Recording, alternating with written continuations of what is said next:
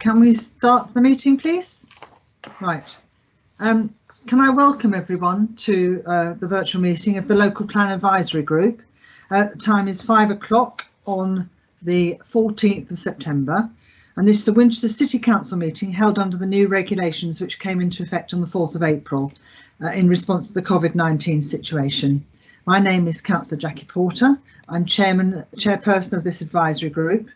And there are just a few housekeeping reminders because we have a lot of people on this meeting to run through as there are new working practices in response to these regulations. First of all, can I ask everyone present at the virtual meeting that your microphones remain muted, and if you've got a mobile phone nearby that's muted too, and your camera is turned off while you're not addressing the meeting, as this reduces the background noise and avoids any unintentional disturbances. We've had quite a few as people are speaking that their mobile phone goes off, so it'd be really helpful for you as well. Please can I also advise that this meeting is being audio recorded and live streamed from the website, and then can be found next to the meeting's details where the recording will remain thereafter so that people can watch it later and listen later.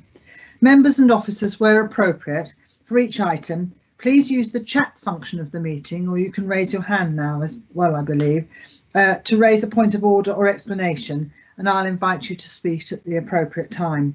And each member will be invited to speak in turn, and therefore I'd encourage all members to keep your contributions as clear and concise as possible, please. If you're speaking or referring to the presentation, it would be really helpful to just make sure you reference the page or paragraph number. Thank you. And if members wish to leave the meeting at any point, just make themselves known to the chat function, and I'll announce to the meeting that you've just left the meeting. Can I ask the Democratic Services Officer, Dave Shaw, to undertake a roll call of the members of the committee to confirm who's actually present this evening? Yes, of course. Thank you, Chair. First of all, yourself, Chair, Councillor Porter. Present. Thank you. Councillor Brooke.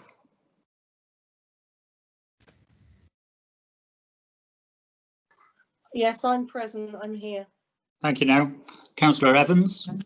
Present. We have apologies from Councillor Ferguson. Councillor Horrell.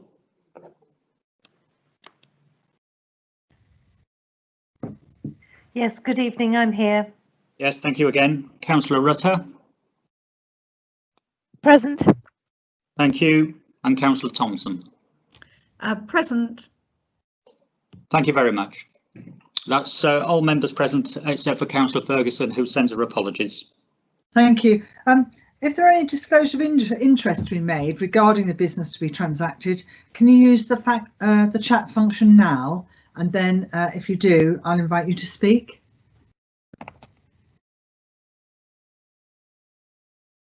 I can't see. I'm using a different chat function today, and it's an interesting problem.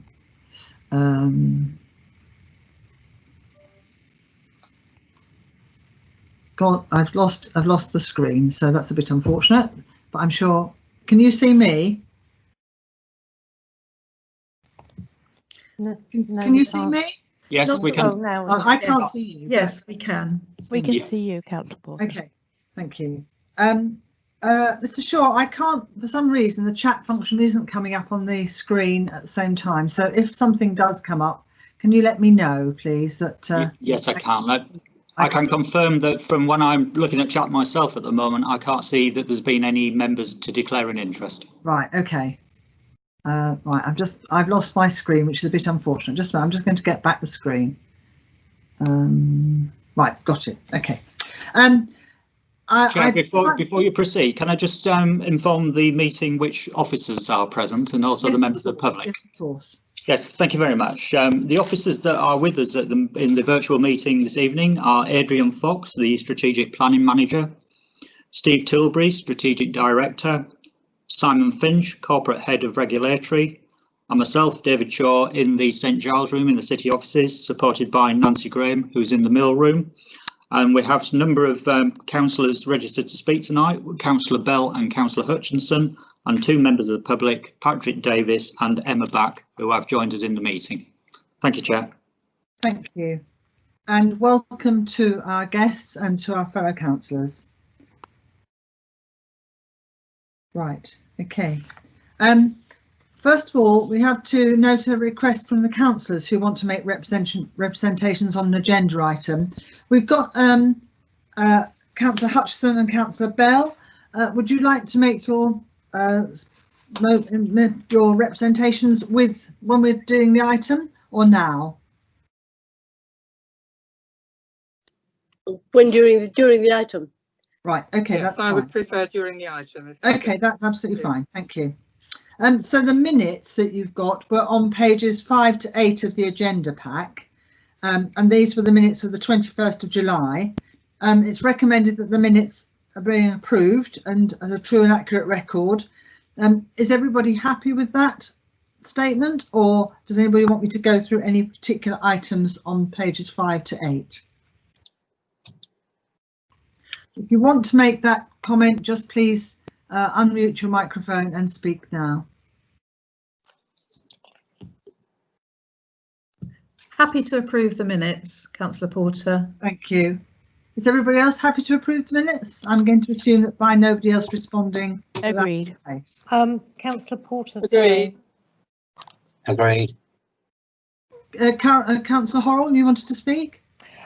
Just to ask a question, Councillor Porter, the action that we said we would follow up on from the previous minutes, just to clarify, has that been completed, which was relating to the 16th of March minutes? Thank you. Yes, as far as I know, that has been completed. I'm just going to double check. Mr. Fox, would you like to confirm that those have been completed?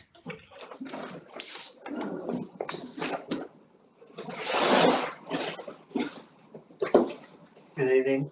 Councillor Horrell, was that in relation to the conservation area character area appraisals, or what was it related to specifically? Chair, if I may, it related to the March 16 minutes, and it was about the village design statements, and the progress was going to be published on those. Right.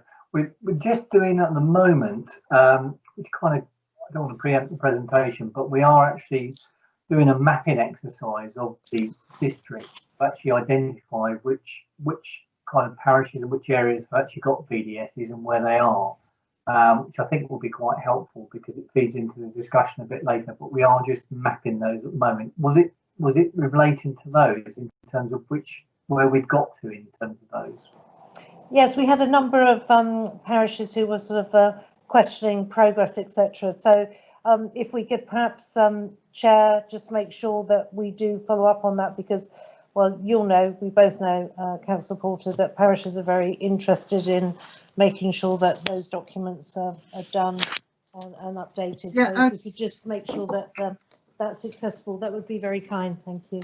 I think, Councillor Horrell, you might have been referring to the Mitchell Dever one specifically?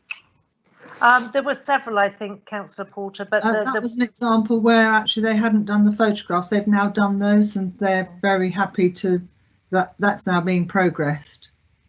Yes, I think the minute talked about when they would be published and the progress being made, but obviously it wasn't just one parish, there were several of them. But if Mr. Fox and his team are doing that, then if we could just make a note that that's important action to be completed, that would be helpful. Thank you. Okay.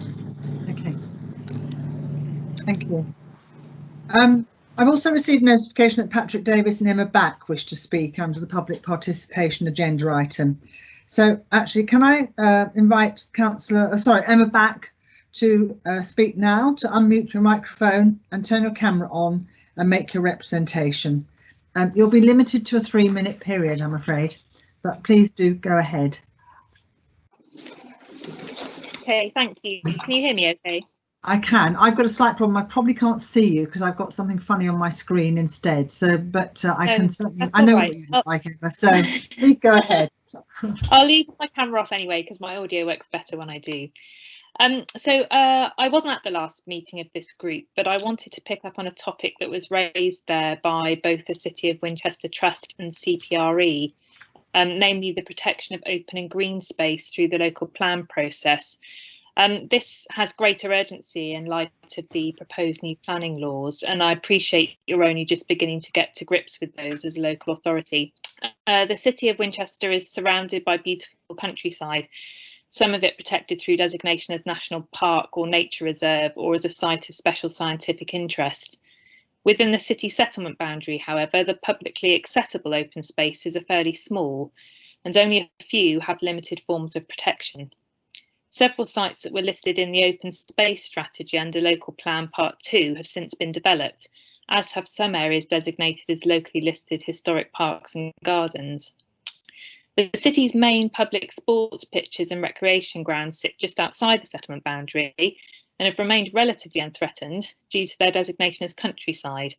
Only one set of playing fields, King George V in Highcliffe, is legally protected with fields in trust, and we're told that similar protection is in train for the neighbouring Garrison Ground in Bar End, which is a very welcome move by the City Council. Community mobilisation has been essential to the process of getting these areas properly protected. Similar efforts to protect other key areas of recreational open space in and around the city should be considered in light of the proposed new planning laws. Sites just outside the current settlement boundary are particularly vulnerable to development pressure, as I'm sure you recognise. The government's Planning for the Future consultation website has some limited references to green space, but there's little definition of this term, and in several places it seems to denote private gardens rather than the public realm. I believe the term open space only appears twice, and sport and recreation not at all. So if we value publicly accessible open space for sport and recreation here in Winchester, and if we want to protect it for future generations, we may need to act fast. So my questions for you today, without seeing your presentation of course, are: what is the status of the Local Plan Part 2 open space strategy now? Do you consider that sites listed in that strategy would be automatically given protected status under the new planning laws? And if not, will the City Council act to ensure they are all given protected status? Will the City Council take steps to give additional protection to the open space it owns? For example, fields in trust dedication or village green registration? What steps can the community take to protect sites that are important to them? And specifically, do you know if local green space designation will continue to apply, and can communities still put sites forward for this designation through Winchester's local plan process? Thank you very much. Thank you very much for that question, Emma. I'm sure that when we go through the presentation, we'll pick some of that up as we go through. I think that would be useful for you. I'm not sure, are you going to stay on this line or are you going off and then going to watch it through the online process? I think I'm going to stay here so I can see the slides. Is that okay? Right. That's absolutely, I think as far as I can see that's absolutely fine. Great. But hopefully we'll pick up some of the points you've raised there. Thank you very much. Councillor Davis, I'm sorry, Mr. Patrick Davis, would you like to speak?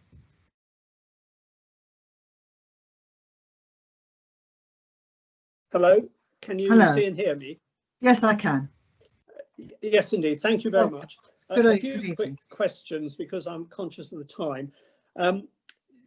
The presentation you're going to have, it's a shame it wasn't online in advance so that we could know what was going to happen. And if people are listening, of course, today, they're not going to be able to follow it very well without seeing it. And it does seem to me a shame, for example, at the town forum on Thursday, it is alleged it will appear online in advance. And it's a great shame it didn't happen for this meeting. I understand all the difficulties that the planning officers are facing in this, but it really just follows on to the points I made at the last public participation of your group, how to involve the public and communities during the COVID period, which is obviously going to go on and on and on, and the issues are not going to go away. The second thing I wanted to raise was the website generally on planning, local plan. It is horribly out of date and it really does need to be revised so it's easy for members of the public to find the up-to-date position. It still refers back, for example, on what you were going to do at a meeting in August, which never happened. Can it please be brought up to date? The next question I wanted to ask was whether or not any serious challenge is being made to this crazy algorithm, which seems to be determining that Winchester shall have more housing than any other district in Hampshire. And I know it's being challenged in some places. is Winchester going to challenge it, and how? And the next thing I just want to ask briefly is, on the website, one of the most recent additions is the extremely lengthy paper on shopping, retail, leisure and town centre uses from Lambert Smith and Hampton. This was commissioned last year, finally published on the website just days ago. It admits it was done before the COVID period, but of course it was equally done before any of the local plan national proposals. It does seem to me 177 pages, then 322 pages on a survey done of local views last September, only just published now. I do wonder how much has been spent on this exercise, and is it really worthwhile? And the general point is, what is the role of all this background material likely to be in the new planning process? Because it seems to me that it may be an awful lot of abortive and wasted work, but it'd be nice to know what that is. Thank you very much. Hopefully, Councillor Horrell, did you want to say something? Can I just answer Patrick Davis first? Yes, thank you. I had asked a question earlier about the presentation as well, so that's fine. Okay, okay. In answer to a question about the presentation, actually, I thought it was online, and I discovered today that it wasn't. I was away last week, otherwise I would have followed that through. So I apologise for that. The second, but you are going to see it today, and it's going to be part of this presentation, and then we will arrange for it to be on the website, which is under planning policy on Winchester City Council's planning pages. And on that planning policy, we did undertake to place every paper that we had commissioned. And the retail study is part of one of those papers that we commissioned. Yes, I agree, it may well be of no use at all, but it certainly was work done in preparation for the local plan that we were expecting to deliver. The points that you make about the fact it was written in September, it wasn't written in September, it was written in the spring. And we did ask them to make some references to the COVID issues, and those are mentioned in the paper. It is a very long paper, and it does, I think, to some extent reflect the challenge that the High Street was experiencing even before COVID and the changes it will make since. In all of the papers, we have made it very clear that if we do need to use those papers in going forward, we would have updates made to each of those papers. At the time, we were sort of in March, we were sort of hoping that this was only going to be a 3 or 4 week problem, and that we would be able to put that detail on quite quickly afterwards. And then it became very, very apparent that this was going to be a much longer problem. And so it was decided to publish them anyway, because it was the point at that moment. And obviously there will need to be revisions to them, which is, if we do have to do those, that will cost us money as well. But meanwhile, we are going to talk now, following the councillors' representations. We'll then make the presentation, and that is about the implications of the new plan. It's very important that the public understands we are going to be making some responses to both the changes in the future planning process and in the planning process, the planning for the future. We've heard a lot about government algorithms recently. And we do know that the slightest change makes the hugest difference. So that's very important to us. I'm going to ask the two councillors now to speak, if that's OK, Mr Davis, and then we'll get on with the presentation, which you're welcome to see. OK. Councillor Bell. Thank you. Do you want me to put on my camera or just? It's up to you. OK. Thank you to officers and colleagues for rallying, I think, after the body blow of those 2 government documents coming out just as we were about to launch the new local plan. But I would echo what Patrick Davis has said about both about the PowerPoint not being available beforehand and about the fact that the website seriously needs to be updated. And I think that's something that has been taken on board. I believe that we may have in the future, it has been commissioned, a separate website for the local plan, and I think that would be an excellent thing, because at the moment it is not easy for the general public to find the information that they want. The parish councils are anxious to know how we move forward, and therefore they welcome the briefing that's going to be given to them next Monday. But again, at the same time, they're asking us every day practically, what can we advise them? Of the two policies, the most urgent, I suppose, is the one that has its deadline on the 1st of October, the current changes to current planning policy, where the numbers are increased by 50%, 48%, whatever, huge numbers increases, and that makes a massive difference to everything that we plan in our area.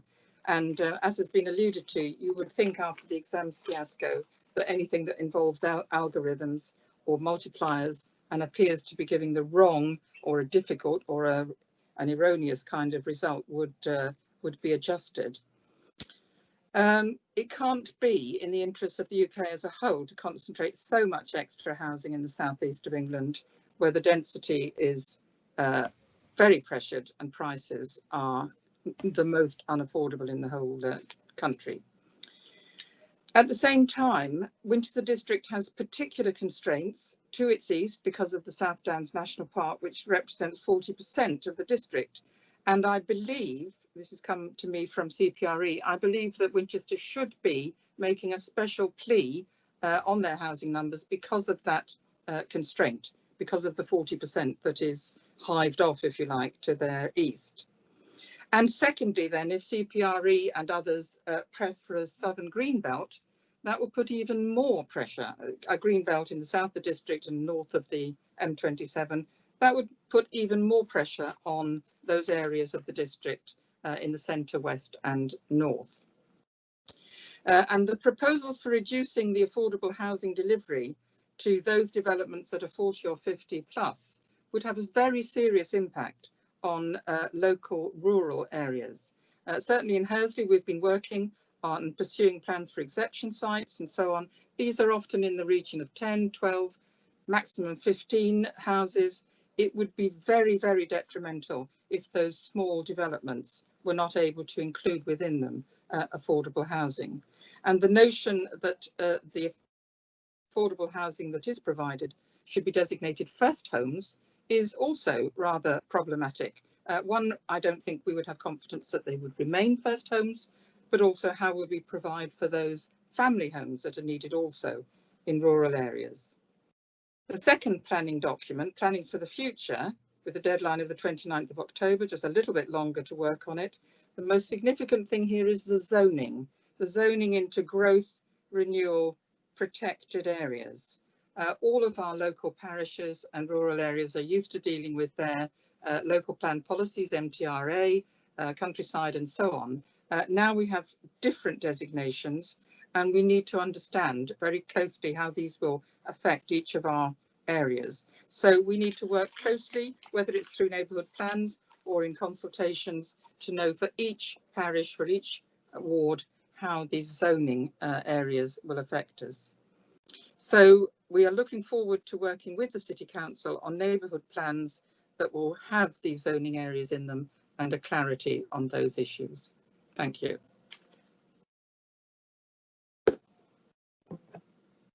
I didn't exceed my time this time.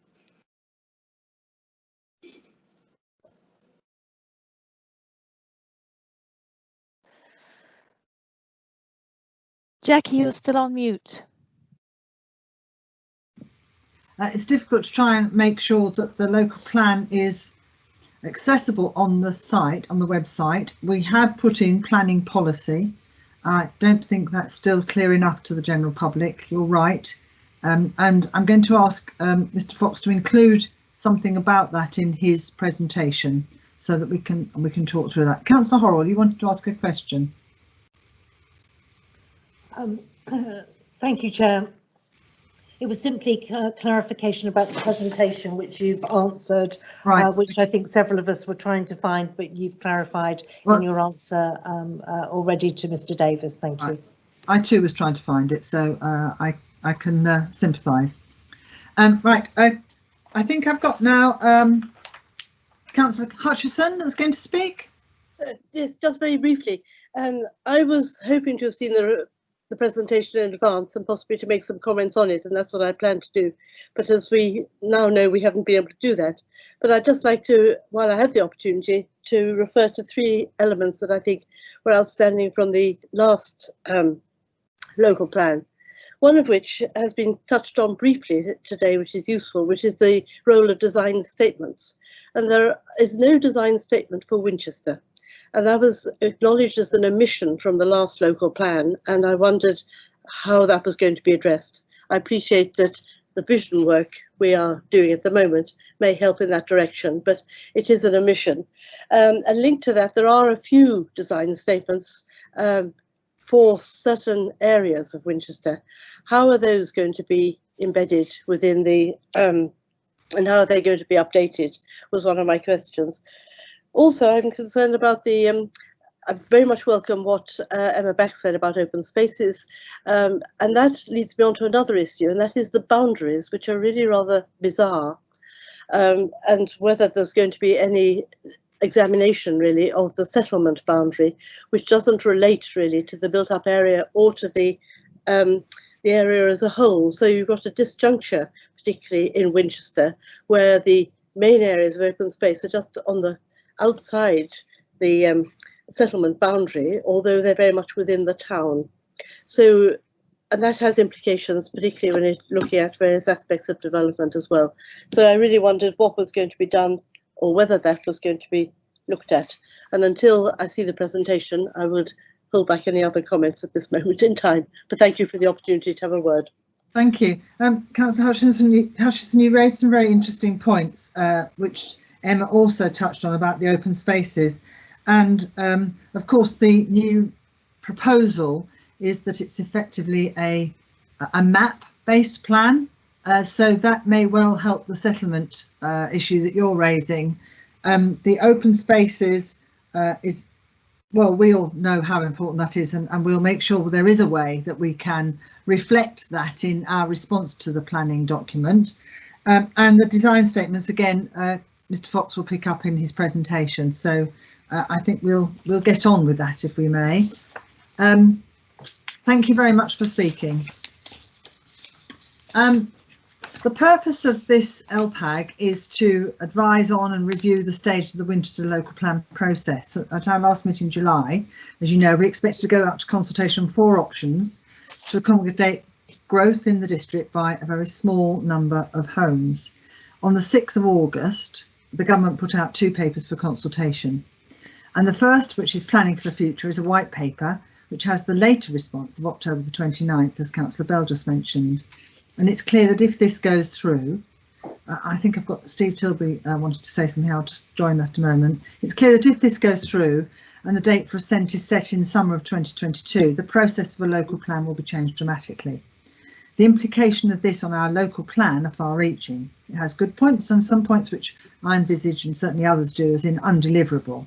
It doesn't mention climate emergency and the design of neighbourhoods to reduce our carbon footprint. It doesn't mention either gypsies and traveller community, and as Emma says, open space, and the word localism doesn't come into it either. However, within that paper, there is a reference to a separate consultation, changes to the current planning system. And the deadline for this is the 1st of October. That's the deadline for the response. You'll recall that Planning for the Future sets out plans to undertake a fundamental reform of the planning system. But meanwhile, it explains that this changes to the current planning system. It explains that it will be accompanied by shorter term measures. And the earlier deadline changes consultation paper covers 4 areas, which the government imagines would take, or envisages, would go earlier in the implementation, possibly very much earlier. The first one is changes to the standard method for assessing local housing need. The second is securing a percentage of first homes sold at a discount to market rates, and Councillor Bell has already explained some of the challenges of that one. The third is temporarily lifting the small sites threshold, below which developers don't need to contribute to affordable housing. The fourth is extending the current permission in principle to major developments, so that landowners and developers now have a fast route to the principle of development for housing on sites without having to work up detailed plans first. So tonight I'm proposing that we go through the slides presented by the officer team, So, and those slides include both aspects of the changes paper and the future of planning paper. And then can I ask you to hold your questions until the end of the presentation, because we all know that time is quite tight and we want to get through a lot. And then I'll direct the discussion on each of the 4 areas in the changes paper. And then a conversation about the protection, renew and growth proposals in the white paper, and how we can introduce localism into the process. And Mr. Fox has some suggestions on that. The third is focusing how we should progress the local plan in the light of all of these changes proposed and the fundamental changes described in the white paper. And then fourthly, the skills the City Council will need to implement a local plan which addresses the white paper, so the skills and structure of the local plan team. And finally, our recommendations for the work programme. Mr. Tilbury is going to make the presentation.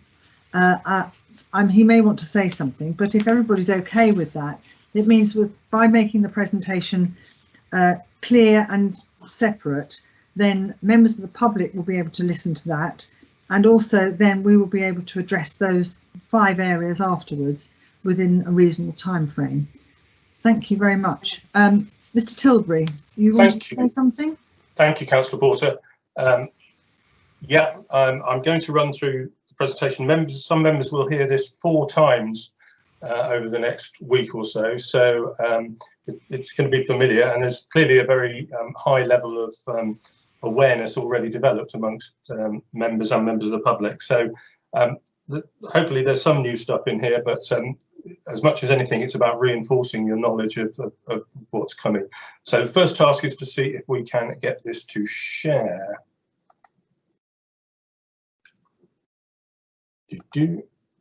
And if someone could tell me if they can see the slides.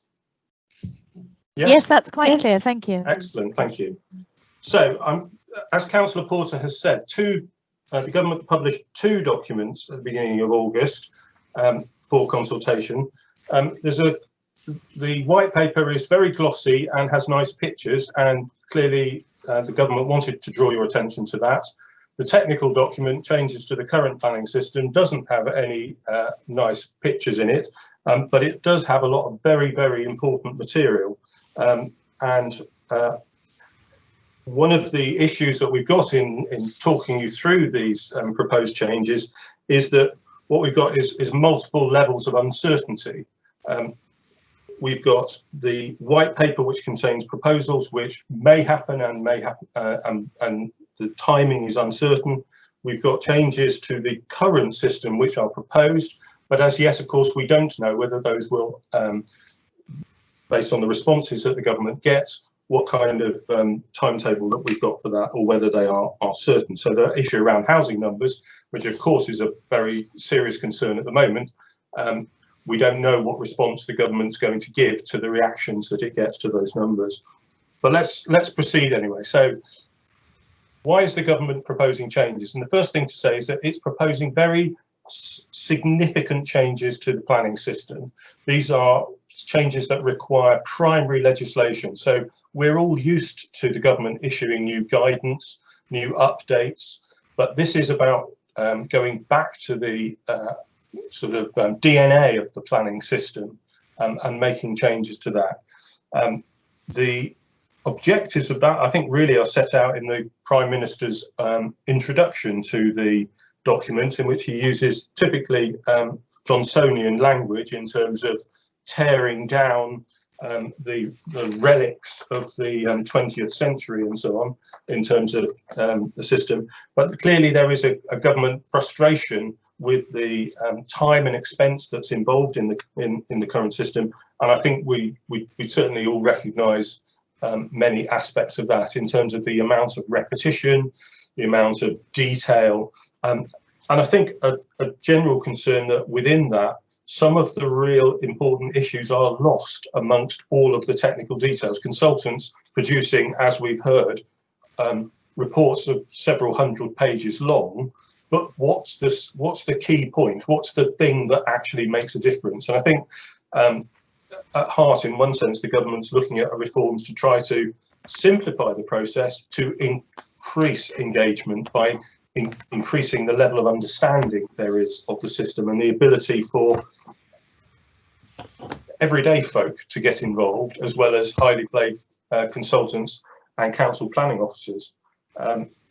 They also stress that one of the reasons they want to make changes is to try to increase the quality of development, to actually make it easier for local communities to get the kind of development that they want, rather than the kind of development that major house builders might try to inflict upon us. It's going to be interesting to see how much that can be achieved, because undoubtedly, if you look at the white paper, there are lots and lots of words like fast track and accelerate. There is a real sense of urgency about it, and urgency and care and attention to detail can sometimes be at odds. So having a look then at the white paper itself, as I said, it proposes major changes. The one thing it doesn't do is to move away from a plan-led system. So that sense of you set out a plan and then you follow it, that is still enshrined in the system. But the way in which the plan is to be made is to be changed very significantly. And then the government wants to change the way in which decisions are made against the plan which is in place. And I think, again, the key here to understanding what's in the government's mind is this sense of we only need to decide these things once. They shouldn't need to be challenged and debated and decisions to be made at multiple levels. If you've made a decision that a certain type of development is acceptable, then it shouldn't need 4 goes at it at a planning committee before the development can actually go ahead. Whether you think that's a fair assessment of the situation or not, I'm pretty sure that that's one of the sort of driving forces behind this, which is they do want engagement and involvement in decision making, but they want it once and at a high level, and after that less attention to sort of individual planning applications and so on. And certainly they would, I think, you know, there's a sense of wanting local authorities, local planning authorities, to be spending less time on conservatories and small extensions and all of those things, and much more time on design and master planning and getting the essence of a place understood, so that other people can deliver more of the good stuff. Within the plan making process, just to set out a little bit of the detail, in future, as and when this becomes the way we do things, local plans won't meet that soundness test that we loved telling you about over the years. There would just be a single test for the approval of a plan that it constitutes sustainable development.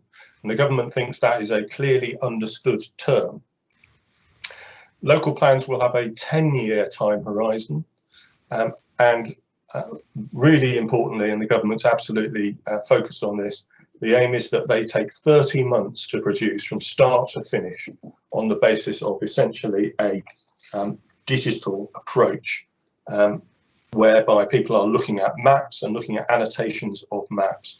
And just to pick up on Councillor Hutchison's point, you won't have settlement boundaries because the approach to the allocation of land, the designation, will mean that wherever land is, it will fall into one or other of the designations in the future. So that will be one of the things you don't have to do in the future. Of course, you still have to do work associated with that. Crucially, the housing target for every local planning authority will be fixed by the government centrally. And once it's sent down to us, we won't be able to vary it, not vary it up, not vary it down.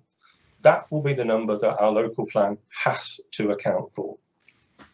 How you get to that number in the first place, based on the constraints and so on that there are, that is a very important question, and one of the things that we will undoubtedly want to query in our response.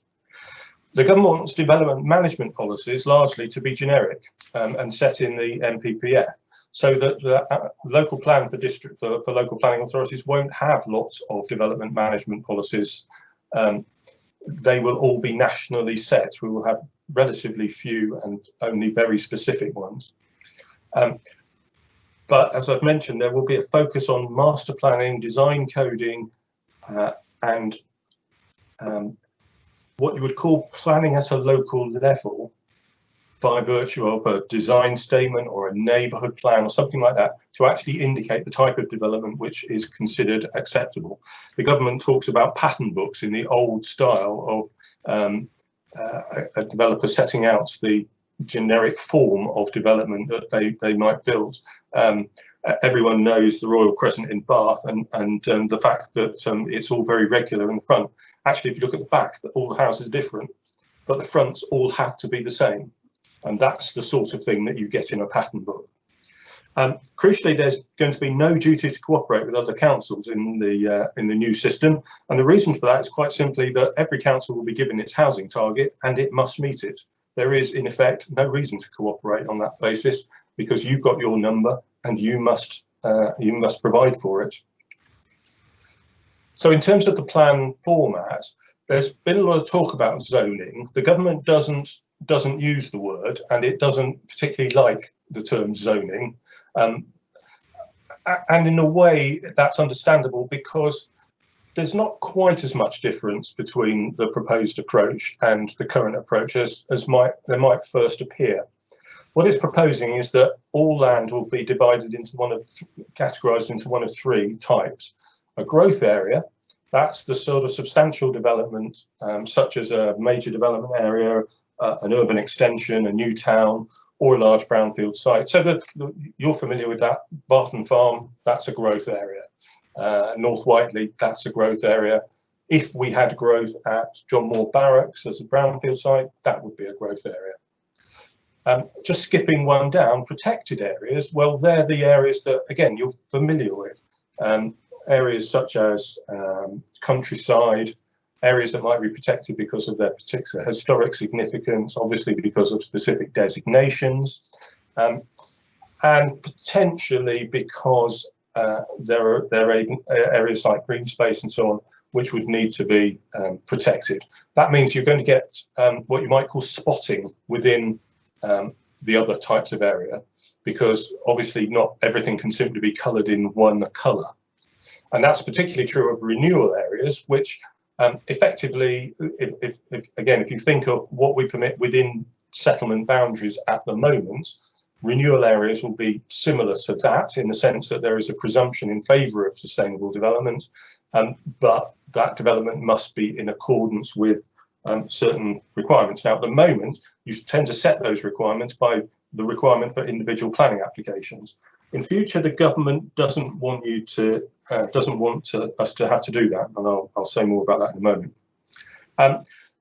In terms of neighbourhood plans, that's neighbourhood plans with a capital N and a capital P, of which we only have one at the moment in Denmead.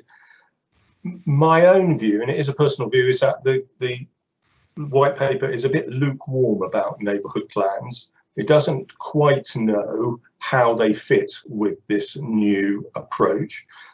They certainly can't be, in the future, produced in the same way as they are now, because the way they're produced now is a sort of mini version of the local plan. Well, that's going to change completely. So I do think the government is reaching out to try to find ways that it absolutely wants to involve neighbourhood communities in setting design and the form of development that it wants, but I'm not sure that it's so keen on neighbourhood plans in that sort of allocation sense. And it's quite difficult to see what would be left for a neighbourhood plan to do once we've done the zoning approach. So in terms of growth areas are areas, again, you're pretty familiar with these, and these are not very different from what we have now. They're areas where you've decided that they're suitable for large-scale development, so as say a Kings Barton or a North Whiteley or a West of Waterlooville. What the government would like is that the allocation of those sites within the local plan comes with automatic outline planning permission. So there's a design code and the master plan is done at the same time as the authority is thinking about allocating that, and then when that is confirmed in the local plan, planning consent is automatic. that's quite problematic in technical terms, but it's in the government's mind because it wants to speed things up. So at the moment you do an allocation and you do the master planning and you have an outline application. If you remember how Wester Waterlooville in particular went, and then you have all the reserve matters applications. Well, the government wants to speed that process up. In renewal areas, that's the areas where redevelopment and development is acceptable, but would need to be managed. Again, the government is hoping that there can be a speeding up process whereby, although the area a planning application might be required, if there is a local design guide, a local pattern book, something which has sufficient status within the system, any applicant who effectively follows that guidance would have permitted development rights for their development. So by agreeing to do what has already been decided as acceptable, they wouldn't need to seek a specific planning consent. But if they weren't following the guidance, then a planning consent would be required. And in a protected area, it will be the same as it is now, which is if you want to do something in a protected area, you'd need planning consent and a full application, which doesn't mean that development couldn't be permitted. Big changes are proposed in infrastructure. At the moment, you have a system, as you're all familiar with, of Section 106 agreements and the Community Infrastructure Levy. The government proposes to replace both of those with a single nationally set infrastructure levy. That will be based on development value. It will be paid by the developer to the government, and the government will give it back to local authorities on a formula with some local variation. It's designed to be transparent, it's designed to be responsive, and payments will be triggered at the point of occupation, not commencement. Now, there's a great deal to be worked through on that because I'm sure a lot of issues are running through members' minds immediately about how that could work, not least the fact that local authorities won't get the money up front. The government's saying, well, we'll permit you to borrow against future receipts, but that could be very difficult. It's also really difficult to see quite how the infrastructure planning and the certainty around funding fits together with all of those people who are available and required to participate in the process. Where does the NHS come in? Where does the county council come in on schools? How do we decide what is going to be provided for out of the levy? Quite complicated, this one. Local authorities would be able to provide to spend some of their levy on affordable housing, the government says, and the parish share would remain as part of the process. But this is a really big change. No negotiation of Section 106 agreements. I think there's a lot of discussion around whether that is, whether it is possible to do away with Section 106 agreements, because remember, they constitute a contract between us and the developer in terms of the provision of infrastructure and funding. As I said, in terms of development management, the proposals are really designed to take out some of the decision making about individual applications. The government undoubtedly is looking at what goes on across the country and saying there are too many meetings making too many decisions. What we need is one decision made about the generalities of the situation, about the design code, the pattern book and so on. Once you've decided that, well, let people get on with it, provided they're in compliance with them. And there's undoubtedly that is part of the movement to create certainty for developers and certainty for the local community as well about what will be permitted and what wouldn't. Not entirely clear what enforcement and compliance regime would look like, and whether there's no indication of any substantial changes to the enforcement regime, but we all know the weaknesses, and we all know that the wider public generally hold local authority enforcement in a degree of contempt. And I don't mean that in any way about Winchester's service, but across the country there is a sense that people get away with too much. How is that going to be changed? Difficult to see that one. And the government is moving generally towards the idea of, it talks about machine readable policies, and I have no doubt at all that it also means machine made decision making at some point in the future. So in terms of the changes then that are proposed within that local plan system, they are very, very substantial, but they are some way off. And it remains to be seen how much detail the government is going to respond to in terms of the responses, and the timetable for that. It requires primary legislation, it requires secondary legislation. But as Councillor Porter said in her introduction, the thing which is has hit us most urgently are the proposed changes to the current system, which came out in the other document. So the government is saying we need to take immediate steps to boost the supply of new homes. And the standard methodology that you're using at the moment, obviously the one that the government has determined, its algorithm, simply does not produce enough homes. And therefore it is changing the proposed methodology. I won't go into detail, mainly because I can't. You need a better mathematician than me. However, what they're doing is effectively placing more emphasis on affordability, and that's bad for Winchester, of course, because we don't have a high degree of affordability. And they're removing the cap on the numbers. And simply what that does is to produce a very much higher housing requirement for Winchester and many of our other neighbouring authorities, and as we'll show you in a moment.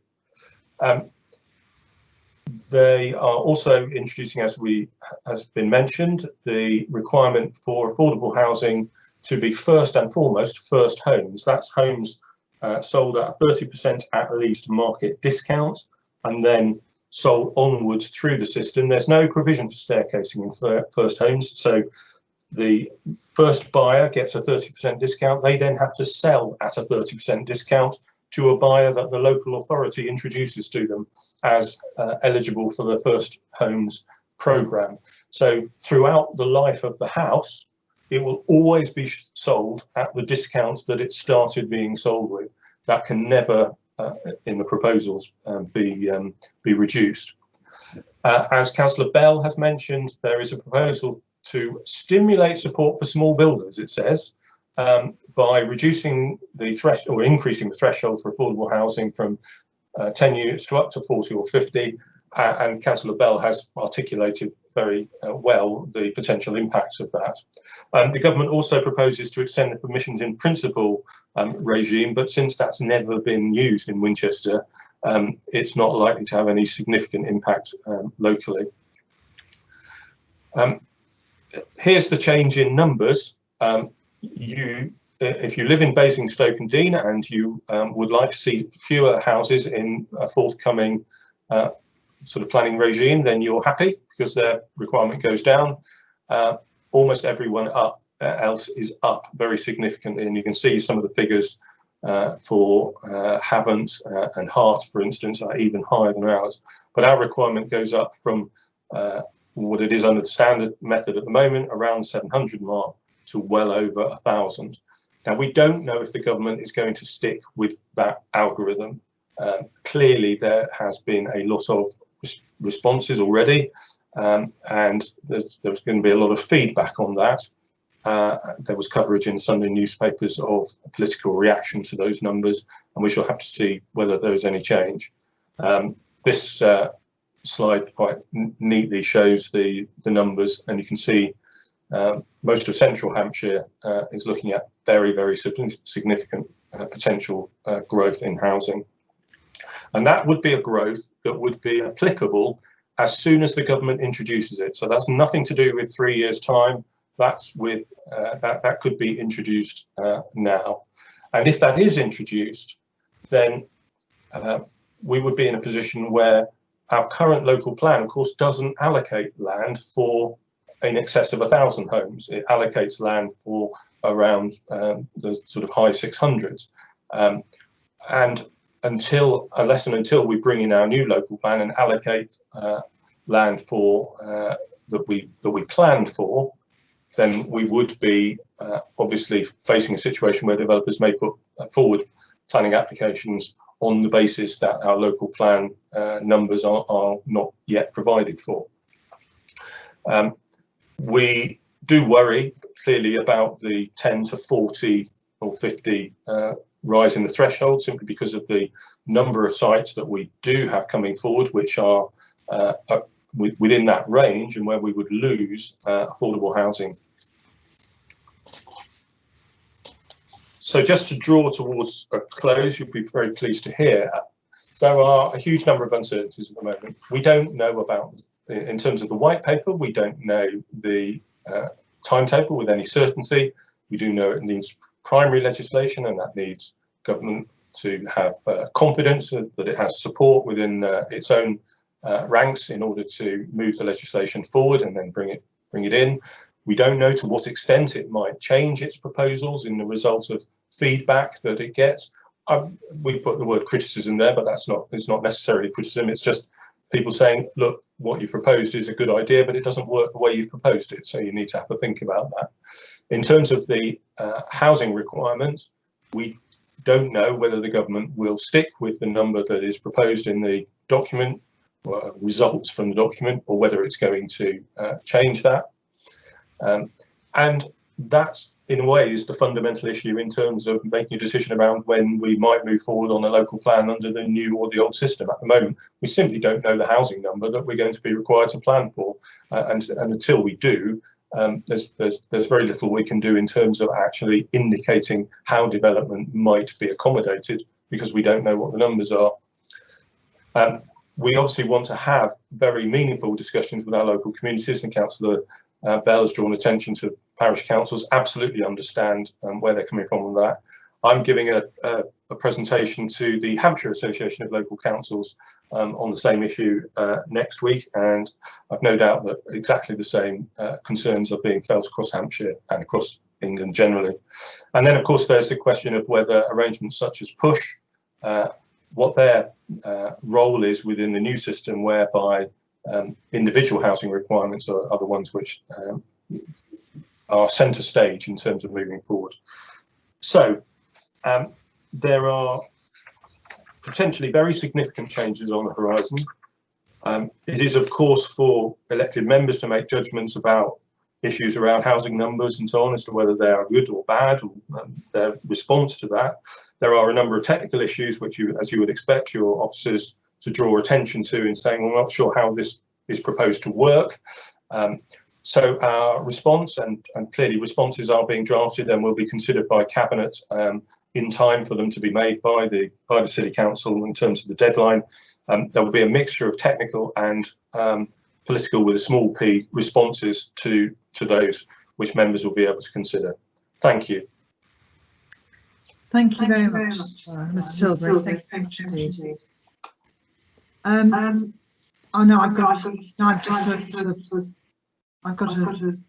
echo. Doesn't help. Is there everyone else presenting this thing? Yes, Councillor, you are echoing. Yes. Right. I found earlier that if I left and then rejoined, it disappeared. So I'm going to make this dramatic decision to leave and come back. Hold on.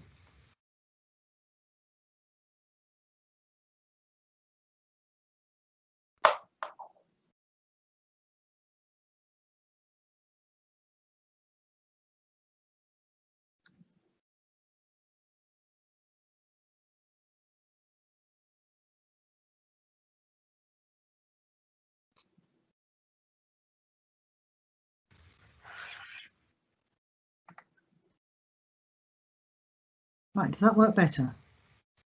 Yes. Success. Much improved, yes, thank you. Much better. Okay, thank you. Sometimes you can fight these machines and sometimes you can just go with it. So I'd just like to direct the discussion this evening, and thank you very much, Steve, for going through that.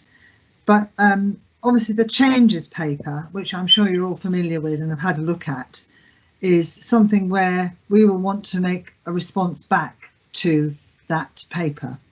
And so I'd like to spend a few minutes on each of the 4 areas in the changes paper, if I may. Many of you will have also seen the algorithm. It's on page 14 of the paper, of the PDF, and it considers the local affordability ratio, but also the change in the local affordability ratio over 10 years, and also takes away the cap that we previously had on that link to the local affordability. As many of you know, affordability is often about what the developers want to sell the property for, rather than the affordability of the house for the residents that might buy it. So I'd like to start off by having a conversation about those 4 areas in the changes paper, if I may. And the 4 areas are, I'm going to go back to the paper, which I've got them, are actually about the changes of standard method for assessing local housing need. Would anybody like to speak on that one? No. Does that mean we're all completely happy with the government's method? Councillor Porter, I have three people who would like to ask questions, but they didn't know that you were going to be asking for specific questions on specific items. Right, okay. They don't indicate what particular areas they want to ask a question. So does well, I'll ask the question, then if anybody wants to put their hand up, I think you and I can see their hands. Councillor Evans, did you want to speak about this particular aspect of it? Chairman, I'm a little confused really as to whether my question, I've got sort of 2 slightly related questions. Okay, try it, we'll work out. About this now. So shall I ask them? And yes, go for it. You can sort of put them on the shelf for later if that's the case. Absolutely. First one is about high quality design, and who's going to decide on that high quality design? And then the second one was related to the numbers that Winchester and the local authorities have been allocated, and poor old haven't. But did the government give any reasoning for the allocations? So those are my questions, but do slot them in wherever you want to have them. Right. Would Mr. Tilbury or Mr. Fox like to answer that question? I'll have a go at the. I think there's a very quick answer to the second one, Councillor Evans, through you, Jackie, which is the government wants 300,000 houses built every year. So in order to do that, it works out a formula that produces across the country 300,000, and then we get our bit. So that's the answer to that. It's a top-down approach. In terms of high quality design, I think what the government is hoping is that local communities will identify what is high quality design, and that will be then embodied within design documents, design statements, the pattern book type approach, design coding and so on, which then house builders, developers, whatever, will follow because they want an easy life. In other words, to comply with what people have said they are happy with, and therefore not need to get a separate planning consent and not face lots of objections and so on. So I think that's their idea. Whether that will work in practice, both mechanically, because of the time that takes and all the issues around engagement that we know about, and because of whether Persimmon Homes, faced with the prospect of several hundred different concepts of what suitable design for a Persimmon Homes look like in local areas, when, as we know, Persimmon Homes have got one idea of what a suitable home looks like, I don't know. So I think the idea is one can follow the idea, but how it will work in practice, I'm not sure. Thank you. We may come back to the design aspect of that a little bit later. I've got Councillor Brooke. Thank you, Chair.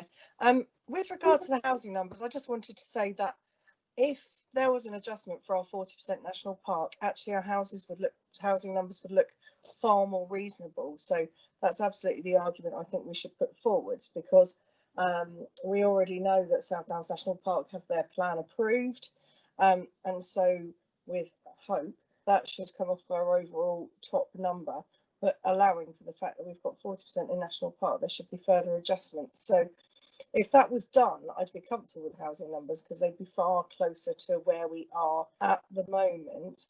I understand the algorithm, and looking at the numbers, although we do have a higher allocation than our neighbours, we haven't gone up as significantly as some of them.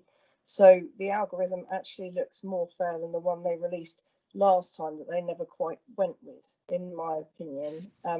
But yes, absolutely, we should push back on the 40% national park, please.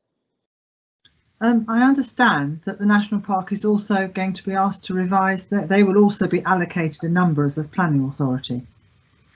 So even if they have a local plan, in the papers it describes the fact that they will also, national parks are not exempt from this. So it would be reasonable to argue that we would not have to take the national park aspect of it. Caroline Brooke, do you want to come back on that? Sorry, Councillor Porter. Yeah, I just wanted to say, does that mean that all the current local plans are not out the window, but are all having to be revised as a result of this? Certainly, that's my understanding from the paper. Perhaps Mr. Tilbury can confirm. Yes, they're not out of date in that they clearly do what they were intended to do, but the government is essentially saying, for the time being, you now have a higher requirement for housing delivery in your area, and that has consequences. Does that mean, sorry, Chair, through you? No, I think it's a useful conversation. Does it mean that 40% of our numbers have technically been double counted? No. Will No, the situation in relation to the national park is always a complicated one, but as Councillor Porter said, they've got their own allocation which applies to the national park, you know, across the southeast, and we have ours. And in terms of the standard methodology, the one, or the both current and potentially future, because they're both the standard methodology, it's just they're using a different formula, then they apply to us as the local planning authority. And the fact that our district has a bit carved out a bit where we can't place any development, not that we probably would have done very much in that area anyway, that's not material to that number. The question does arise for the future under the proposed government approach in the new local plan system as to how it deals with constraints. It recognises that there are constraints. So the question is, if 300,000 homes are to be built across the country, presumably that is after the government has taken account of all constraints, because otherwise it's not 300,000. Therefore, the allocation that you get is the allocation for you, and you don't get any further. The white paper is clear. Once the government has given you the number, you can't do anything about it. But what it isn't clear on is what's the stage of discussing that before they hand the number down. Okay. But the complexity is that's not about the current standard methodology. The current standard methodology is just whatever it is, but we don't know for sure what it is going to be yet. No, I think we'll perhaps we'll pursue that one as a conversation outside this meeting, but it's an important one that we need, and we certainly know that the City Council is discussing this with the South Downs National Park as well this month. So I think that's an important conversation that we need to report back on. Councillor Rutter.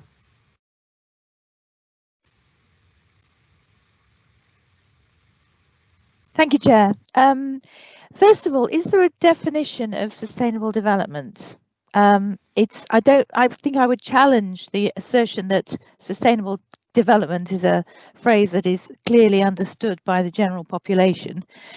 And I don't think it's clearly understood by central government either, basing on what they're suggesting we do with it. So is there a definition, and what are we going to do about, making sure that that's absolutely clear to everybody, because it should include things like infrastructure, which doesn't seem to be being dealt with at all in this. The question of duty to cooperate, will that lead to lots of development on the borders of districts, as has been suggested in the past by some of our neighbours? Neighbourhood plans. Are we going to give any support to parish councils to produce these, or if they're not that important, they were the bee's knees until 6 months ago, how are parishes to get involved with the local plan process? Growth areas. Jane, I'm going to stop you at the growth areas bit, and I'll come back to you. Okay, thank you. Just concentrate I think Adrian Fox also wanted to contribute to the answers, if that's okay. Yeah. Thank you. Mr. Fox, would you like to comment back, or I think that'd be a good idea at this point. Thank you, Councillor Porter. Thanks, Councillor Loretta. In terms of sustainable development, that's an interesting one, because, like I say, the government seems clear in the consultation document. Everybody knows what sustainable development is, but as you quite rightly say, it's open to interpretation. They are getting rid of the sustainability appraisal. That's one of the recommendations in the white paper, which they are quite a complicated document for those of you who've seen them. And it can, as you quite rightly say, what is sustainable to me, what is sustainable to you, what is sustainable to other members can be changing in terms of what it is. And Councillor Porter picked up, in terms of obviously climate change and sustainable development, it's very silent on that. So there are some big holes in the consultation document that there's no detail on what actually this could mean. The Choose to Cooperate issue is an interesting one, because in various, Steve has suggested, obviously, each local authority needs to provide their own number of houses. So Due to Cooperate is no longer obviously flavour of the month in terms of obviously how we move forward. So in terms of where that happens, that's the plan making stage that we need to look at in terms of where we're going to actually allocate development and obviously divide up the district according to the different zones. The neighbourhood plan one, so it is very lukewarm. I think personally it's kind of been added in there, as Steve suggested, but I think it is a discussion that we'd like to have with you about how we involve local communities in this process, because that's what we're key to understanding this, because the key role is obviously local communities know their kind of patch, the best in terms of obviously understanding it. And that's really where we want to kind of work with the local communities to try and understand how we can work with them to help us identify, if obviously there are 3 different types of designations, what is the most appropriate kind of designations for it. But like I say, the government is a bit lukewarm on it. They like the idea of neighbourhood plans, but it's been put in the white paper, but I don't think they understand kind of how it fits with the new system. Neighbourhood plans, by their very nature, tend to have a lot of local policies. I don't think that's in the spirit of what the government's intention is around the white paper, where it's very much a national policy set at a high level, and only in exceptional circumstances are there local policies. The government wants to move away from the local policies, so that kind of jars a bit with the neighbourhood development plan system, where it is very much local policies. So I think obviously ultimately the devil's in the detail. We don't know a lot of the detail. They put forward these ideas and they're seeking obviously views, and that's why obviously we want to use you as a sounding board to obviously feed back our response. But there's not a lot of detail on a number of those issues that you quite rightly raised. Thank you, Adrian. That's what I wanted to actually point out, that we've got the meeting, the members members briefing on Wednesday. We've got the town forum briefing on Thursday, and we have the parish briefing on Monday, because we want all of our communities to know exactly what you are hearing tonight. It's really important that they understand the implications of this new local plan process, and so that they can be encouraged to respond as well, and they can look at it from the point of view of their own communities, which is really vital when they're thinking about what their response should be. I've tried to look through the questions myself, and if you actually do challenge the questions and the responses you're giving, in many cases there are some pros and cons to everything, and people do need to look at those responses or those questions when they make their responses. Councillor Thompson, did you want to say something? And I'll go back to Councillor Rotter in a moment. Yes, thank you, Councillor Porter. It was really just picking up on both Councillor Councillor Evans's point about design, and also Councillor Rutter's point about neighbourhood plans, and you know, what we're sort of discussing at the moment, because it just seems there's a real mismatch, because Mr. Tilbury talked about areas or places having a sort of pattern book, which then developers can work to. But in order to have a pattern book, presumably you do have to have some sort of design statement or plan to produce that.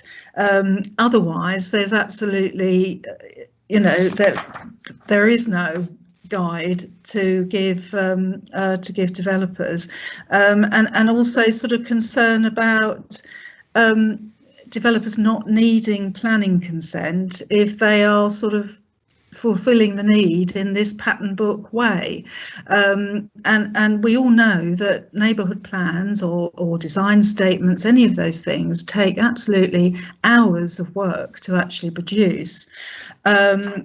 You know, how are we as a local council able to help parishes and even the city centre produce these plans in the time that, you know, they're also at the same time wanting to fast track the local plan within 30 months. So does that mean all of this has got to be done for the whole district in a sort of fast track process? I just don't see how that can all be achieved. So those are my sort of points to make on this whole process. I'm going to go back to Adrian at this point. I think we are thinking that it's useful to use this period while the whole plan process is being rejigged to actually make those changes now, so that the public understand the implications of this and the parishes can and the town can get together to work on it. Adrian, do you want to say something?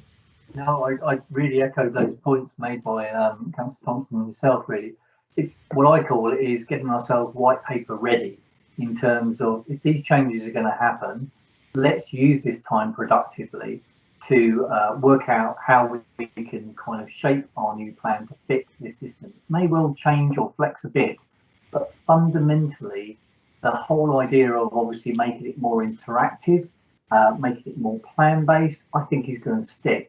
So it's working with the local communities to work out a kind of plan of action, how we can make this work for us, and looking at the opportunity that this presents us.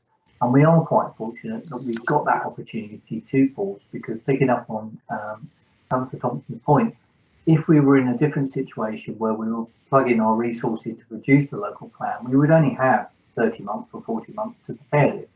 So what I want to do is obviously get ourselves in the best possible position where we are what I call white paper ready, that we're doing the work now, we're talking to the local community, we're working out the kind of logistics of how we can actually implement these changes at a local level. And there will be obviously challenges ahead, but I think we're in a good position. And I want to obviously try and work up with the support members a kind of local plan, kind of action plan for what we can do, because I don't want to be sitting here with my hands on, you know, underneath me and sitting there waiting for things to happen. It's really how can we get ourselves in the best possible position and think about the practicalities of implementing these proposals and working with members and the local community to make this happen. Thank you, Adrian. I just wanted to, being conscious of the time, it's 6:20. We were going to have a conversation about the Protect, Renew and Growth proposals in the white paper, but I think Steve explained the principle of those very well in the first part. I think that's a conversation that we can have again with members on Wednesday, but if anybody wants to say something, I know Councillor Rutter wanted to say something about the Protect, Renew and Growth proposals. I've got Councillor Horrell and Councillor Thompson after that. Yes, in fact, Chair, I was going to say that Councillor Horrell has been indicating she has a question for a bit longer, so perhaps you could go to her first. Okay, Councillor Horrell. Thank you, Councillor Rutter, that was kind of you. I had a couple of points, Chair, just to make around what has already been discussed. For me, there are probably two parallel work streams. One is our response to the government consultations and actually strategically what we think about some of those proposals and the impact on our district, and actually crafting that, working with others to make comment. And in particular, I do think we need to tackle the issue of the South Downs National Park. Putting 100% of your allocation into 60% of your district, I'm afraid, is not good maths on my part. And no matter whether the South Downs National Park have a plan, I think we should be making that voice loud and clear. And I think if we can make that across political parties as a district with other partners, that will be stronger for us in our case. And also, because of this has implications on the push alignment, I do think, again, that partnership discussion with other local authorities in our area is really important. So what is our response? What is our view on some of the elements that are being recommended in the white paper? I think is going to be a really important part of us aligning and working collectively with others. I think the other piece is really responding, and you and Mr. Fox have just referenced that a little, which is actually, you know, doing something in the meantime towards the renewal of the local plan, because a vacuum, and I made this point to you a couple of weeks ago, people create their own stories, and actually it's better if we busy ourselves on the information we need and some of the key principles for us as a local authority, assuming certain routes forward, and we can actually work on those scenarios. But what is it that we are looking to implement for us? And I have some sympathy. I think neighbourhood plans might be just a bit, you know, the horse is bolted almost, because they take rather a long time to do. They need a lot of commitment from parishes. We haven't actively encouraged them in the district historically. And, you know, if we're chasing that particular entity against the clock, I think that's going to be tricky. We may want to refine some of our other work to better service in that process. So I think for me there are two things. One is what is our response to the consultation, and what is our overarching strategic direction there, and then what are the practical things that we're going to do with parishes, with town forums as members, to be ready and prepare for a local plan. And I think they will be looking to this committee to help shape up and make recommendations based on those inputs as to how we see the forward direction. Thank you, Chair. Yeah, going back to the point you've made about push and SDMP, I asked that very question myself and have been asking that, and I know that meetings have been set up with them this month. I think as well our MPs are another part of the jigsaw, and we need to make sure they understand the implications of not just the numbers but also the new local planning process, and how much work that will need to develop something which has a degree of localism in it, because it's very difficult when it's being pushed down in national numbers and in a way in which the NPPF describes what the houses and the homes look like, but not necessarily what the communities look like, and we need to make sure that that's represented in our responses. There are two aspects: there's the conservation area assessments and the village and area design statements, part of Winchester, which Councillor Hutchison alluded to, and the vision is getting on with that work. And we know that some of the parishes are doing village design statements, and so when Adrian meets them on Monday, he's going to be asking, and he might like to comment on this, but he's going to be asking how and what help they would need in order to make it a less painful process, can I suggest. Adrian, do you want to make a comment on that at all? I think just to add to that point, it's what we need to do is obviously rolling this out across the whole of the district is going to be a challenge, because obviously the size of the district, how we deal with the South Downs National Park, and what we need to make sure is that there's a consistent approach to how we apply obviously this new style local plan. So what kind of training do we need to involve? What kind of assistance, external assistance might we need to make sure that we've got a consistent approach? Because clearly, obviously with Winchester itself and the degree of kind of refinement that we're going to need to go down to, because bearing in mind what the government's intention is that you could zoom in onto your property and you will see whether or not your property is in one of these freeze designations. That's going to need a lot of resource and a lot of time. And there is a question internally about obviously how we structure my team in terms of meeting that challenge, because clearly some of this work will involve obviously a new skill set for my team, because effectively you're giving outline planning permission or permission in principle. And it's how we manage those resources internally, because obviously at the moment, obviously I've got some key officers in development management that are kind of associated with obviously this design work, but obviously they've got a day job to do at the moment. So there's a short-term kind of resource issue that we need to look at. But obviously upskilling obviously the parish councils and local communities to help us out with that is a key opportunity that obviously I wish to engage with. But obviously, like I say, it's early stages at the moment. We're still coming to grips with what this could mean, but I am keen to have those discussions about how they can help us shape the new local plan in this new found world. Thank you. I think, and the next comment is from Councillor Rutter, which is the one that probably parishes are really the most worried about, well, everybody is, which is the word growth. Councillor Rutter, did you want to ask a question? I'll come to Councillor. Thank you, Chair. Thank you. Yes, on growth areas, I'm very concerned about the design book approach to growth areas, because I think it will limit to design significantly. We will end up with potentially vast tracts of desert in terms of design. You know, you'd never be allowed to build a new clock tower or any sort of local landmark or put any character into your building. I know people laugh about clock towers, but it's a good point. You know, you build communities around different types of buildings. There'd be no opportunity for our wonderful architects to show what they can do. There would be no development of design, no movement forward.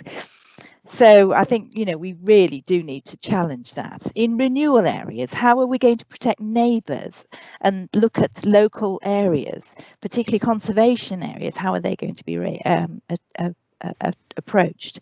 And again, design codes, you know, are we going to have streets and streets of things looking exactly the same? In some cases, as in Bath, you know, that's what you want, but it's not what you want in most of our smaller communities. I know that most of us are very concerned about the SIL issue. Is this just another government tax now? How can we make sure that all the new developments are properly sustainable and have the infrastructure that is essential to them being a success? Are we dependent on another government algorithm for these decisions? It's just horrifying. And finally, what is the continuing role of a planning committee in all of this? Because it seems to me that all those questions that are on the margin that come to planning committee, none of those are going to be allowed to be even discussed. So I just, you know, what is the situation? Thank you. I think I'll leave Mr. Tilbury to answer the role. Yeah. Well, the first points, Jane, I think are Councillor Rutter are really rhetorical, and I know what you're saying, but I think you're explaining what all of us feel. Mr. Tilbury. Yes, I mean, I think Councillor Rutter's concerns are understandable. I don't think they are necessarily inherent in the proposal. You can still have design codes, master plans, all of those things with all. I mean, the government would say that's precisely the point. If you want if you want a central clock tower and space and so on and so forth, well, put it in your design code. Put it in your master plan, and then you will get what you want. I don't think there's an issue with being allowed. I think that the issue is going to be the same, which is the pressure between the developer and the local authority and other communities and so on about what is feasible, what is affordable, because there will be a requirement to pay an infrastructure levy at a certain rate and so on, and then the developer will say, well, we've only got a certain amount left. The role of other authorities, and I don't in any way mean this disparagingly to my colleagues at the County Council, but they've only got one type of lamppost, you know, and it's the one that they can afford to maintain. So if we want, we've had this at Kings Barton, we wanted beautiful lampposts, and the County Council said, no, you can't have those, they're expensive. That's the kind of thing that there will continue to be attention about. I don't think it's impossible, however, for us to embody that, and the government will certainly encourage it. As far as planning committee is concerned, I think it's, I think the government's looking, and there still will be a role for a planning committee making certain decisions, but I think the government wants, as with officers, and Adrian's alluded to it, to almost recast your role as say, the guardians of the overall principles of design and quality on behalf of your communities, rather than the individual decisions around whether or not someone can do something. So I think it's they're looking to, as it were, raise you up in terms of the role that you have, and not play that role of protecting one neighbour from another to the extent that you do at the moment. And that is a change. And you've seen that in the rollout of permitted development rights. People can build extensions that you might not have permitted because of the impact on a neighbour, but the government says people should be able to do that. So I think that I don't think, if I may be permitted, some people have said, you know, the white paper is a kind of an attack on local authority members' involvement in the planning process. I don't think it is, but I think it is asking you, suggesting a profound change in your role. Thank you. Councillor Brooke. Thank you, Chair. I want to ask a working example just to clarify the question. So, for example, here in Denmead, we had an site allocated for approximately 100 homes, and when the application first went in, it was 92 and it was refused, and it came back with 98 or 99, I can't remember which. Had they have been under the new planning system where you put in your guidance, would they then in that example have got away with the original 92 because it typically fitted in almost with the general guidance? And does Mr. Tilbury, I wondered if you can see that perhaps smaller to medium-sized developments maybe will suddenly get a hold on those while they wait for the new rules that will allow them to get away with more. I just wondered what your thoughts were on the working example. Well, just picking up on that point generally, Councillor Brooke, I think it is a very good point, which is that every transitional process moving from one system to another, especially a major change like this, creates uncertainty, and people don't act because they don't know. You know, just as we've had to pause our local plan because we don't know what's coming. So yes, absolutely, developers may pause their work because they think they'll be able to do something advantageous in the future that they can't do now. But again, I think the coming back to that sort of little French's Field, I think, type example, Councillor Brooke, the idea is that if Denmead has guidance that development in Denmead should be at roughly this sort of density and these sorts of designs, and if there are particular characteristics that it wants to reflect, then provided it complies with those, how many houses, for instance, whether it's 92 or 98, the developer is almost not, you know, is not required to jump through hoops in order to fit in an extra house or two when they can do it and still comply with all of the guidance. Thank you. So just as a separate thing, do those that are discussing section 106, for example, or SIL at the moment, if they drag it out long enough, potentially they'll get away with that or be able to alter that? What's your view on that? I think there will undoubtedly be, I mean, if I was a developer looking at putting in a planning application next week for 20 homes, I certainly wouldn't do it. Thank you. I knew it was a risky question, but it was one that needed answering. Thank you. I mean, if you don't want to provide any affordable housing on your site of 20 homes, then hang on a little bit. You just wait. Councillor Horrell, did you want to ask a question at this point or raise a point? I did, Chair, thank you. And that goes back to some of the things that we think we could get on with, and that is the work around conservation areas and village design statements, yes, because they're sort of in train and we could grasp those. They would help enormously on the whole design code piece.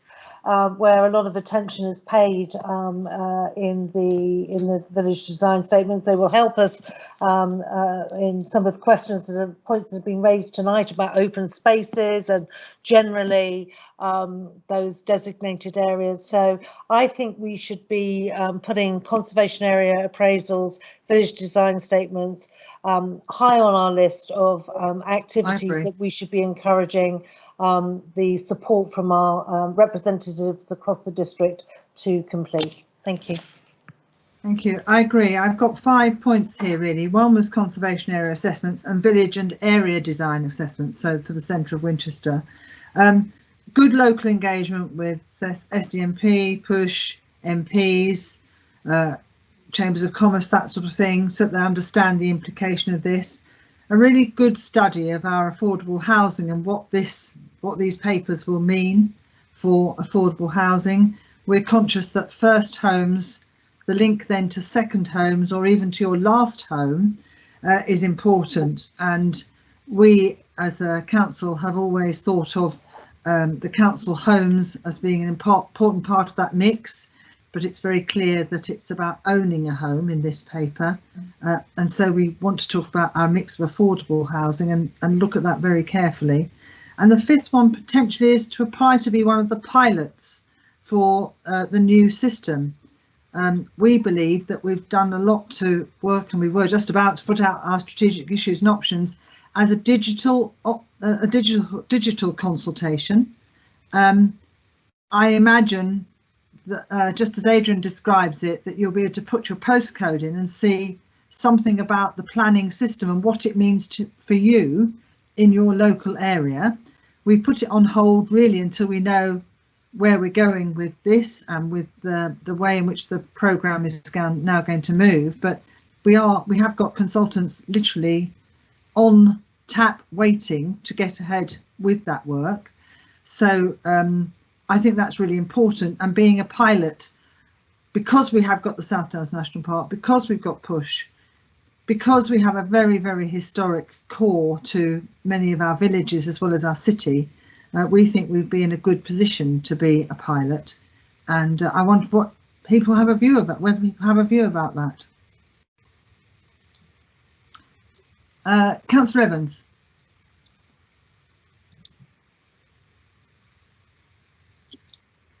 Councillor Evans? Chairman, yeah. Yeah. Thank you. I think you're right. I mean, you said I wanted to ask about affordable housing, and I was quite horrified at the threshold going up from 10 to 40/50.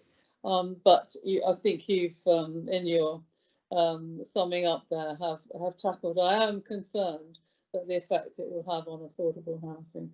I'm going to, as you know, I represent the City Council on the South Downs National Park. So I'm going for training tomorrow, so I shall listen with interest as to how they're going, what their allocation is and how they're going to tackle it. So I'll feed back to you. Will you be able to be at the members' briefing on Wednesday? Yes. Well, hopefully you can reflect some of that in that response. Yep, that will be really helpful. Thank you. Councillor Horrell. You took my question. Thank you, Chair. Oh, thank you. Has anybody else got anything that they would like us to make sure we include in the process about the local plan, and anything else that we ought to progress? Or can I just go on to ask Adrian Fox to comment about the skills the City Council will need to implement a local plan and how that influences and what we're doing to recommend for the work programme? I think we've Chair, I think we've alluded to it. It is about design skills and how we obviously roll that out, that understanding and that engagement with obviously the parish councils. The government consultation is also saying that each local authority should have a lead person on design as part of that kind of skill set. So we've got to think about that as a city council as well, kind of a design champion within each local authority, and that's mentioned kind of, I think it's called the chief design officer. So obviously within the city council we need to think about the structure of that. But like I say, the biggest concern I've got is we've probably got, I know we have in the city council got key officers that we can pull on, but obviously they've got their day job in terms of development management, and how we breach that gap between now and obviously when the new system comes in. Because like I say, there is obviously officers within the kind of city council who've got a good skill set who we can pull on in terms of my local plan team, but obviously they've got a day job to do. So it's how we breach that gap between now and obviously when the new system, because clearly as Steve has indicated, the role of development management staff will change if obviously these proposals are implemented. That it is becoming a more of a tick box, and I hate to use that word, but a tick box exercise to see whether or not something actually complies with obviously this new kind of zoning or this new kind of designations.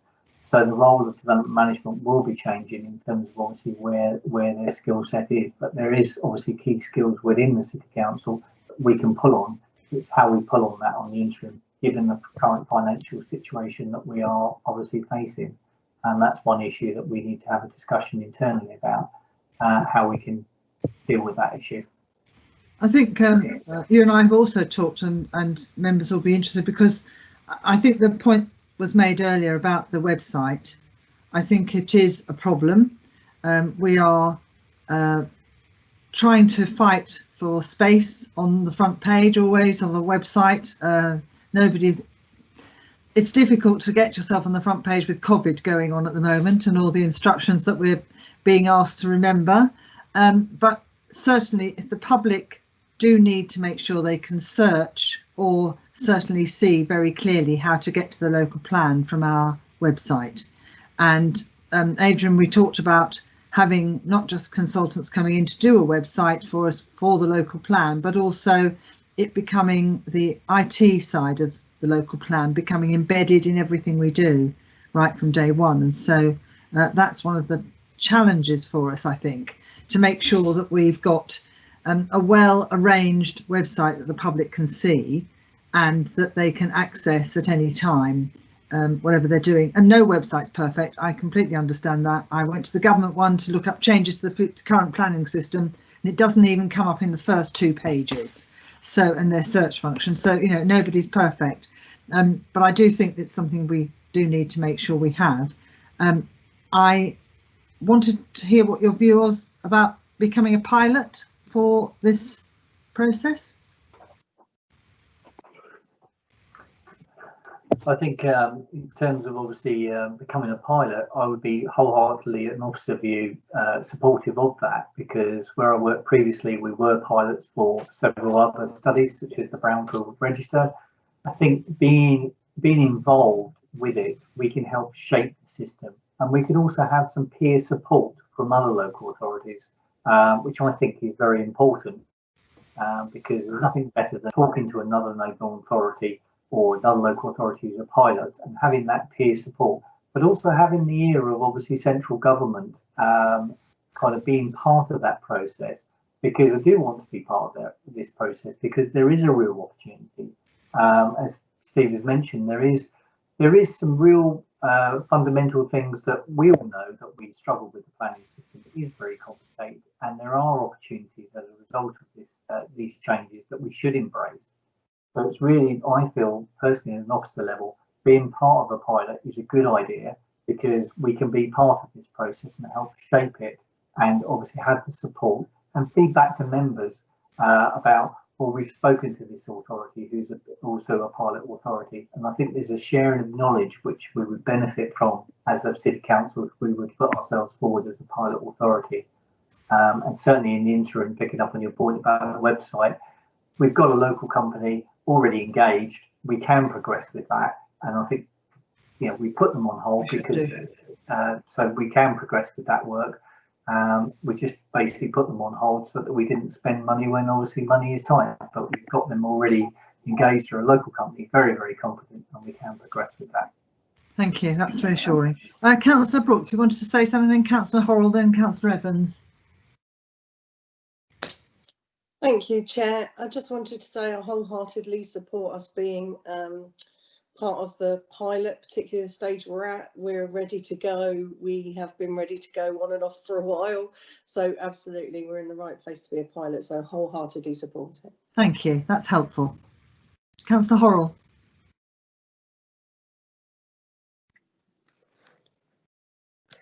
Yes, thank you, Chair. If we're able to, I think it would be helpful for members of the local plan advisory group to be listening to the parishes and the town forum when they're briefed on this document this week. If officers and with your support allowed that, I think it would be good for us all to understand their views as we're helping to craft the way forward for the City Council as a whole. Thank you. Yeah, I think just as tonight, councillors have joined, quite a lot of councillors have joined tonight's meeting actually, which is encouraging. You can't take part in the chat function, but you can certainly take part and listen to what they have to say, which I think will be useful. So those links are available. Councillor Evans. Yes, just support from me as well, Chairman, for us to be a pilot. And I won't repeat what Councillor Brooke said. I agree with her. Thank you. Mr. Tilbury, do you want to talk about what the likelihood of us getting a new work programme is going to be? A new work programme? The likelihood of dates. Can you give us some idea of a timeline? Yeah, that's something that Adrian will need to be working out. I mean, Adrian has made the point, and I think it's an extremely good one, and clearly members are very much of the same mind, which is that we need to recognise that change is coming and prepare for it, and we do our best by our local communities by trying to get a bit ahead of the curve in terms of the work that's going on. I won't be with you to help work up that programme, but Mr. Fox and Mr. Finch will lead you very capably in that process, I'm sure. So I'm sure Adrian will be looking to bring members a work programme, probably a sort of, I would suggest to him possibly a sort of one with fine detail over the next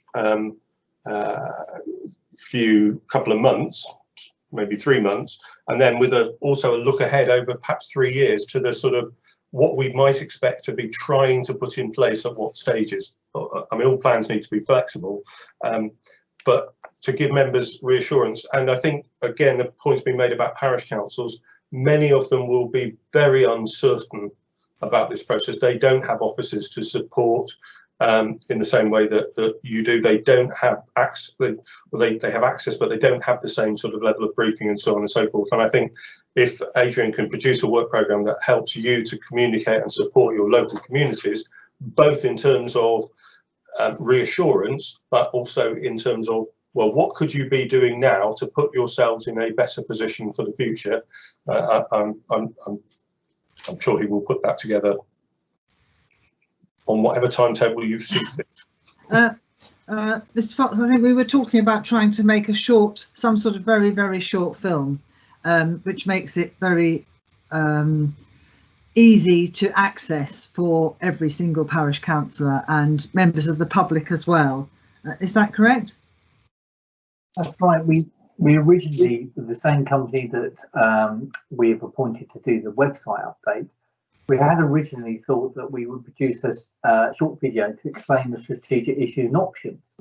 Now, clearly, there's an opportunity to change that now to embrace these changes about how the local community could get involved and make themselves more white paper ready. So that's clearly one idea that just come out of this discussion, is that we could change the kind of format of what we had asked them to do, because clearly we don't need to explain what the strategic issues and options paper is, but we could change it to a video about how we need to get themselves kind of white paper ready and obviously more engaged. But like I said, we need to give some more thought to that.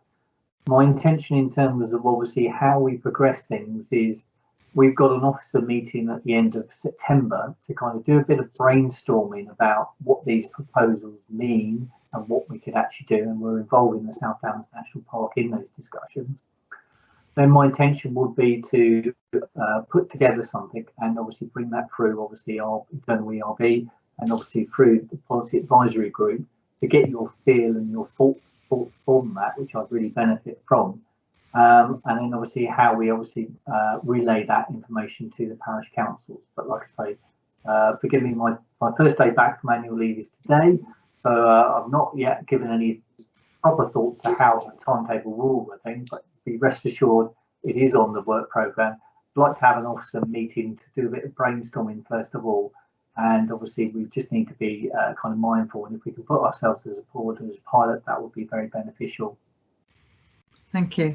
And also we will make sure that everybody knows exactly how to respond to Cabinet, because we're going to be making formal responses to the 2 government consultations, and also to explain exactly how they can respond themselves as parishes.